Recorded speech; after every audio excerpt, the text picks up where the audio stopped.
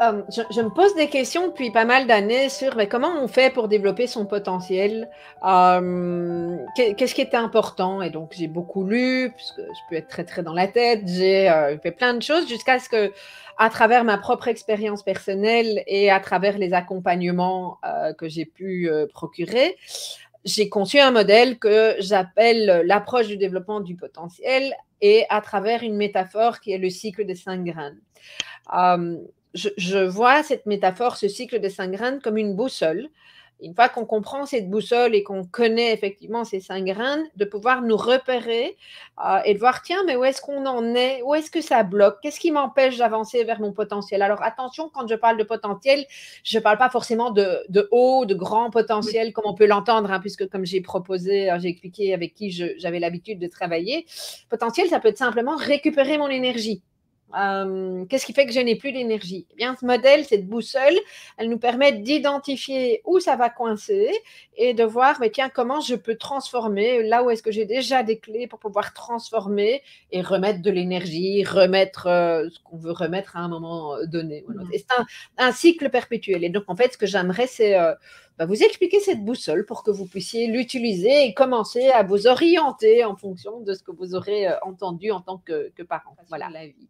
Et donc, la métaphore du modèle des 5 graines, c'est ça aussi. C'est dire que cette boussole, à travers les 5 graines, eh bien, il n'y a rien de bon ou de mauvais. C'est un cycle perpétuel et c'est là où je vous invite à utiliser cette boussole et de vous dire que voilà, ça me permet de savoir si je suis plutôt dans l'automne, l'hiver, etc. Est-ce que je vais pouvoir en faire? La graine de connaissance, quand on commence à la cultiver et se l'approprier, c'est aller chercher vraiment ce qui nous correspond. Et donc, d'oser dire les choses.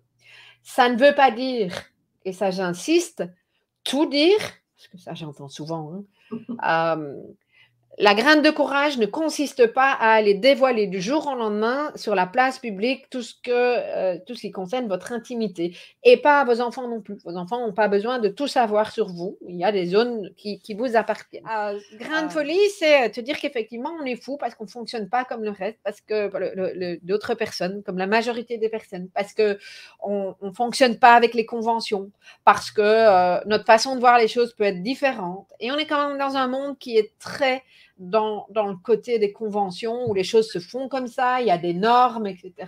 Moi, je dis toujours, la norme, oui, il faut bien une norme quelque part, mais elle ne fait jamais que dire qu'une majorité de personnes font les choses d'une certaine manière. Ça ne veut pas dire pour ça qu'elles ont nécessairement raison. Il n'y a pas un mode d'emploi et c'est pas je lis un bouquin où j'écoute un orateur et je fais tip-top ça. En tant que parent, il y a des choses que vous savez. Testez-les. Peut-être ça va pas marcher. Ça peut peut-être paraître un peu fou. Et le nombre d'histoires que j'ai déjà entendues de gens qui m'ont dit j'ai fait ça avec mes enfants. Waouh, qu'est-ce que je suis contente de m'être écoutée. Ce que j'entends de plus en plus, c'est cette fameuse quête du bonheur.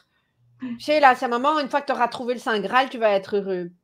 Bah non, pour moi, le bonheur, c'est des moments sont des instants, c'est une énergie. Et, je trouve qu'on est dans une société où la souffrance, sans vouloir partir dans des trucs lourds, une fois de plus, hein, mais elle n'est pas accueillie. Bah, il y a des moments, ça pique, hein.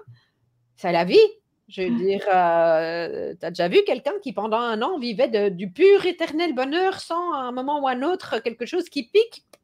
Oui, peut-être qu'il y a des gens qui vivent ça pendant un moment, et tant mieux pour eux, mais voilà, je veux dire, pour moi, la vie, c'est pas de plus, un flux de choses et apprendre et j'espère que le modèle des 5 graines peut vraiment aider à ça, c'est apprendre à traverser ces moments qui piquent un petit peu plus. Cultiver cette graine d'humanité, c'est ça, c'est d'abord aller ouvrir le cœur sur soi, c'est faire le job chez soi, c'est s'éveiller soi, c'est mettre de la conscience sur soi et à partir de ce moment-là, je vais pouvoir commencer à contribuer, à apporter aux autres, etc. Sinon, qu'est-ce qu'on fait? Au niveau relationnel, on glisse dans des jeux de pouvoir. Ça nous ramène aussi à notre rôle de parent, à pourquoi on fait les choses, quel est le sens qu'on donne, qu'est-ce qu'on transmet à nos enfants. Est-ce qu'on le fait par... En fait, si je résume, c'est assez simple. Est-ce que je le fais par peur ou est-ce que je le fais par amour?